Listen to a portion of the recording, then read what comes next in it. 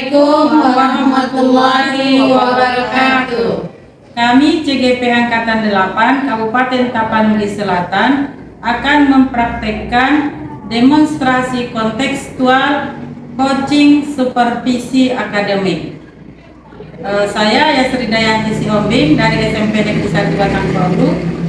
Saya Fitrianingsi SPDI dari SDN 1007 18 Napa, Kecamatan Batang Toru. Dan saya Delima Suryani Siregar SPD dari SD Negeri 10709 Ekpini, Kecamatan Batang Toru.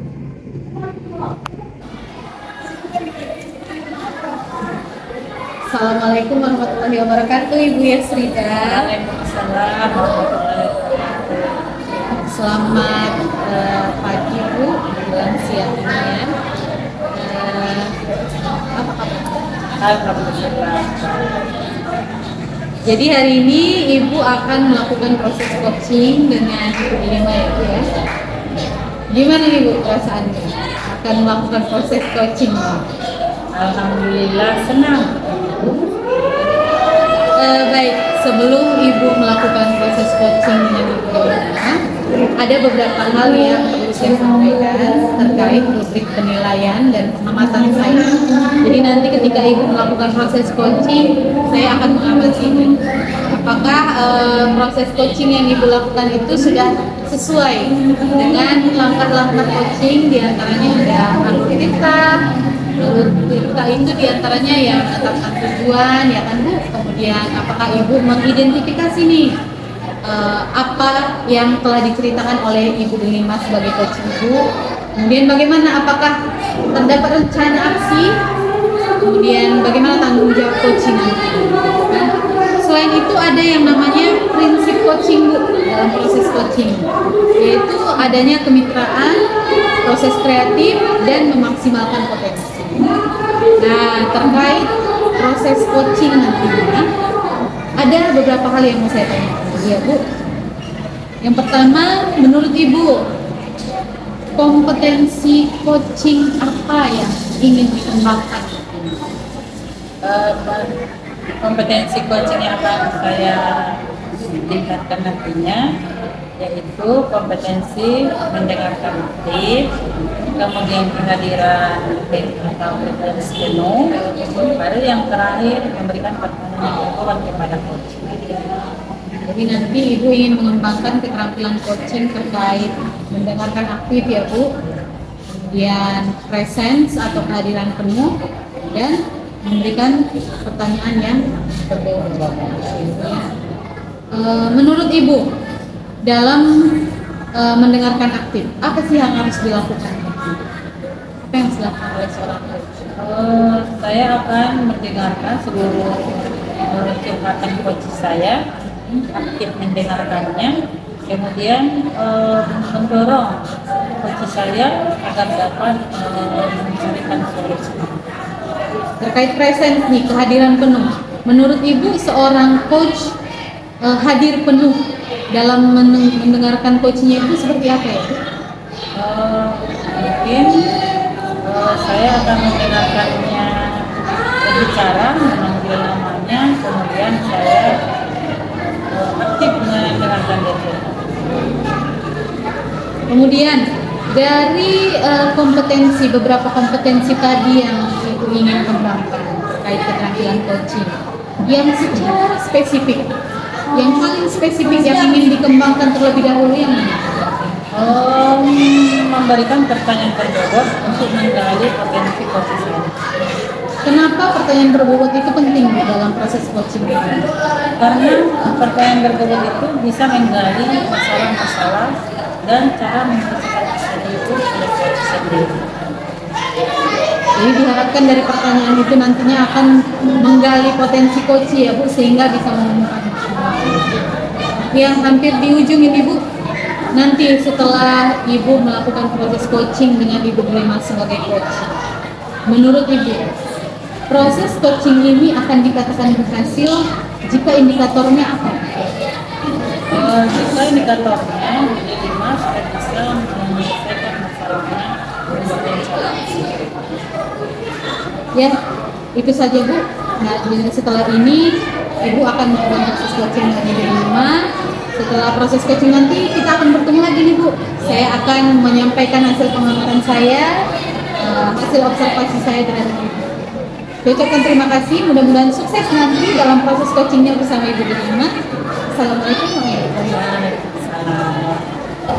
Assalamualaikum warahmatullahi wabarakatuh, Bu Delima. Waalaikumsalam warahmatullahi wabarakatuh. Baiklah, hari ini kita akan melakukan proses coaching sesuai dengan perjanjian kita. Jadi menurut Bu Delima, pertemuan kita ini mau dibawa kemana nih tujuannya? Saya akhir-akhir ini sudah merasakan jenuh karena tugas-tugas yang sangat banyak. Saya di rumah mempunyai anak 5 masih kecil-kecil. Selain itu saya juga harus menyiapkan berbagai macam media pembelajaran untuk di sekolah saya dan juga tugas-tugas pendidikan berikutnya. Jadi saya kelelahan. Saya pengennya itu bagaimana saya itu nanti bisa membuat saya itu bisa menjalankan aktivitas-aktivitas yang tidak bisa di jalan salah satu karena sudah berjalan. Saya ingin membuatnya fleksibel, dikerjakan dengan santai, teratur, tapi pasti.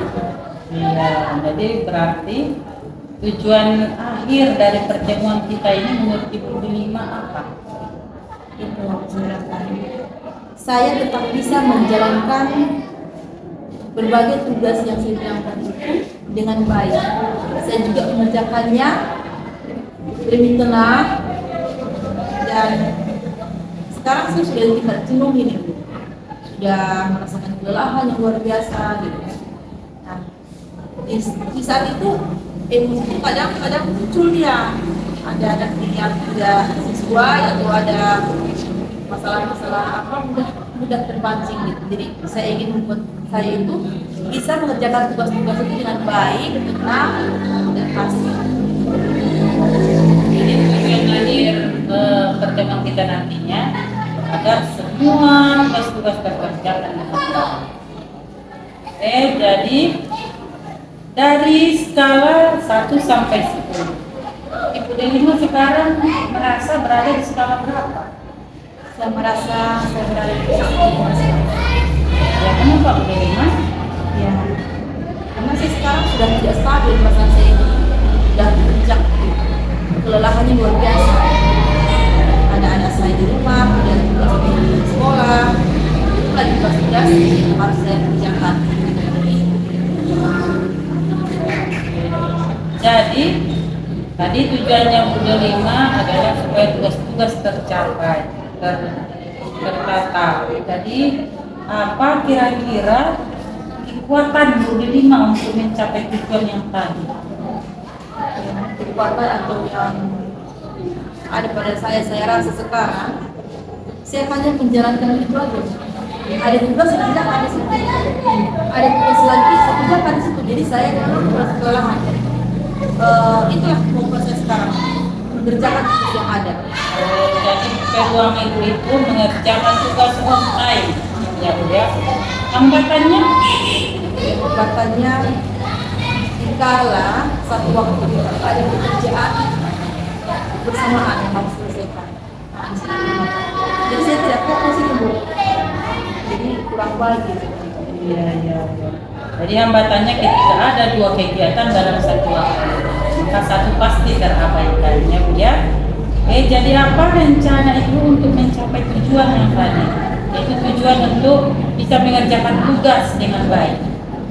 Jadi rencana saya setelah saya melakukan pekerjaan yang berat ini, memang saya rasa saya cukup apa ini.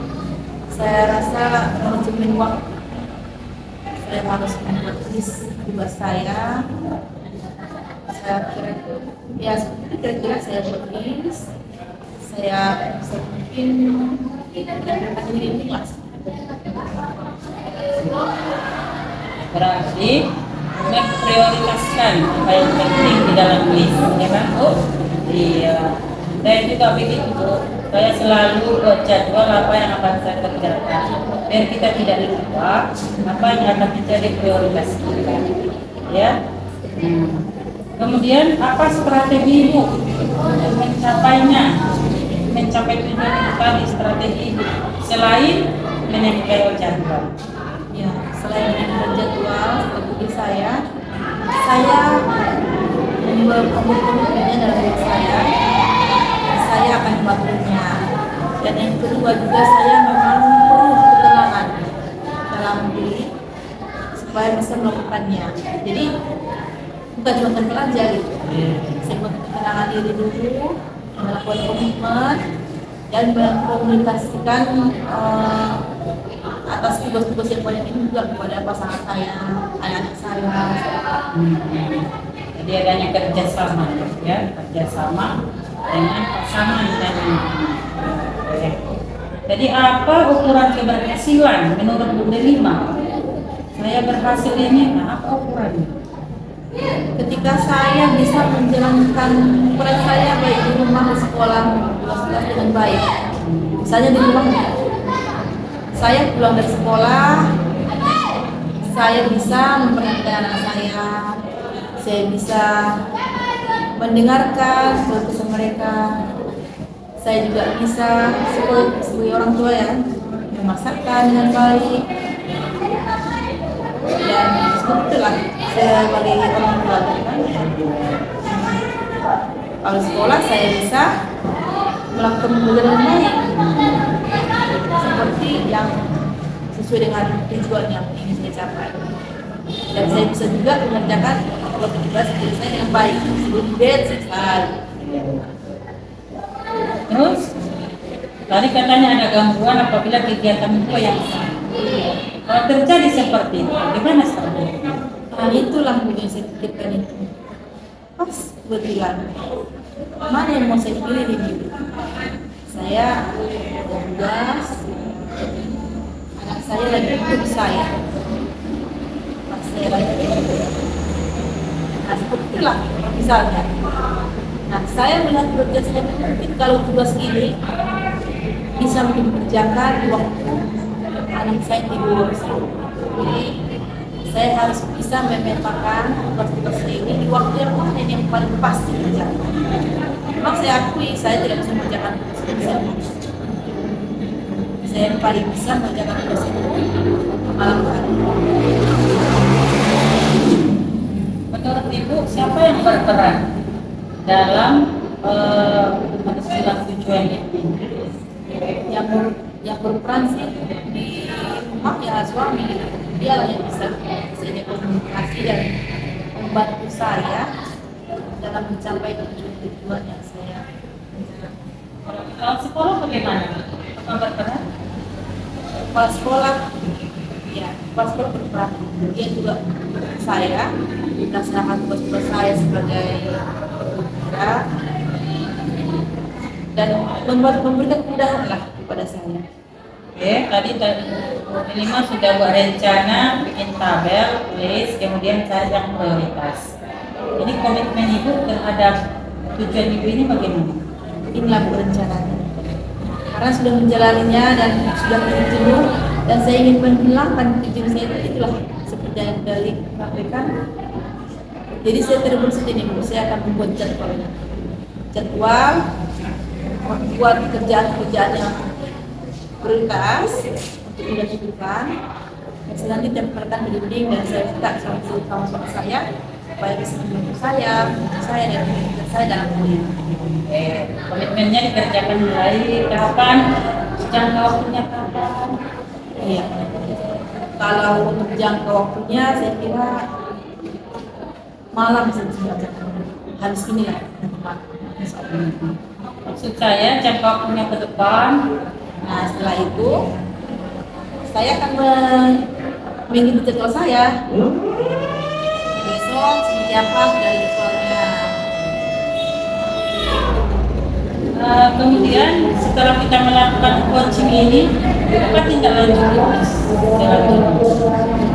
Setelah coaching ini, saya berharap solusi yang didapatkan dari coaching ini bisa menyelesaikan masalah saya tadi, yang mana saya tadi itu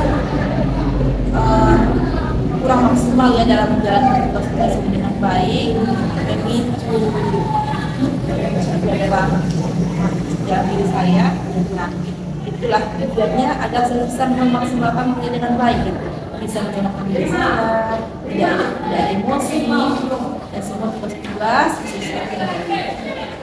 Baiklah Budi Lima, berarti ini bisa saya simpulkan bahwa Budi Lima ini tadi sudah kita kita simpulkan tujuannya bahwa Budi Lima ini mempunyai tujuan untuk bisa mengerjakan tugasnya dengan baik. Tujuannya. Masalahnya ada pada ketika ada dua kegiatan yang sama, mana yang harus diprioritaskan. Kemudian Budi Lima mengambil rencana bahwa Budi Lima akan membuat jadwal mana yang diprioritaskan dan akan membuat komitmen mana yang pertama dikerjakan. Saya pikir demikian saja proses coaching kita hari ini. Saya ucapkan terima kasih. Assalamualaikum warahmatullahi wabarakatuh. Assalamualaikum Ibu Yasrida. Waalaikumsalam Bu Fitria. Gimana Bu, tadi sudah selesai ya proses coachingnya dengan Ibu Lima. Gimana perasaannya Bu setelah melakukan coaching? Setelah melakukan coaching ada perasaan senang karena Budi Lima bisa menemukan solusi atas masalah. Memang itu yang diharapkan Ibu dari proses coaching. Bagaimana coaching menceritakan bagaimana perasaannya, apa yang coaching rasakan, dan tentu diharapkan ada hasil atau tujuan dari coaching itu bisa tercapai. Nah, kalau saya minta pendapat Ibu dari proses coaching yang telah dilakukan, kalau Ibu sendiri menilai diri Ibu pada saat coaching tadi bagaimana kira-kira? Sudah melakukan proses tirta dari menggali tujuannya Budi Lima, mengidentifikasi masalah, kemudian merancang aksi nyata dan komitmen Budi Lima ke depan. Kemudian itu sudah sangat baik ya Bu, langkah-langkah coaching sudah Ibu lakukan dengan mengikuti alur kita dan menerapkan prinsip coaching, dan rasa itu sudah cukup baik.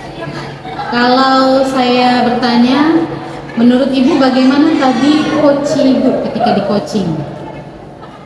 Pertama begitu kami coaching, Budi Lima banyak keluhannya, masalahnya tentang perasaan, kemudian tugas-tugas yang terkendala.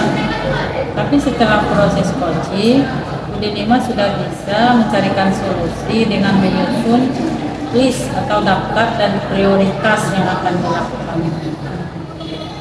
Jadi paling tidak dari proses coaching ini sudah mulai nampak jalan keluar bagi permasalahan yang dirasakan oleh Ibu Lima ya Bu ya.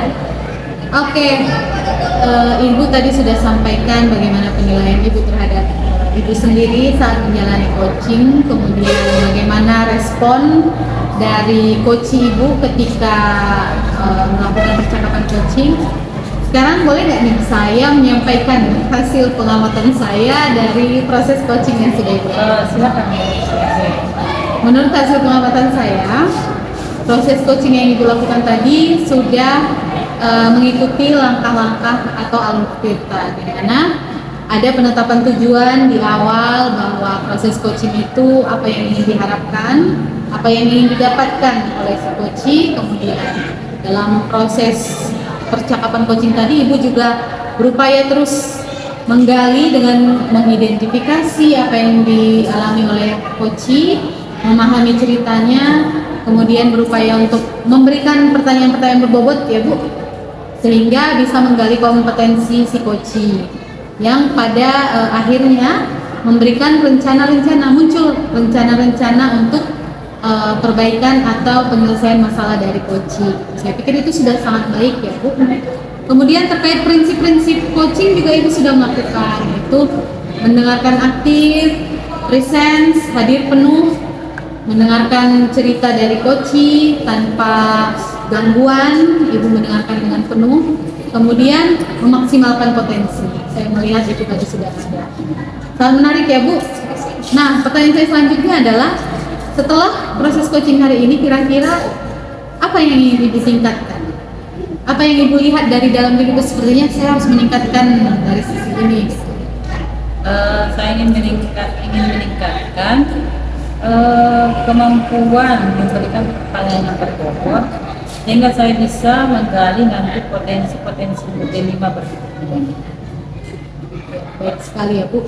Dan setelah ini tidak berhenti sampai di sini, Bu. Akan ada percakapan coaching lainnya dengan rekan sejawat ataupun dengan murid sehingga bisa berimbas lebih luas.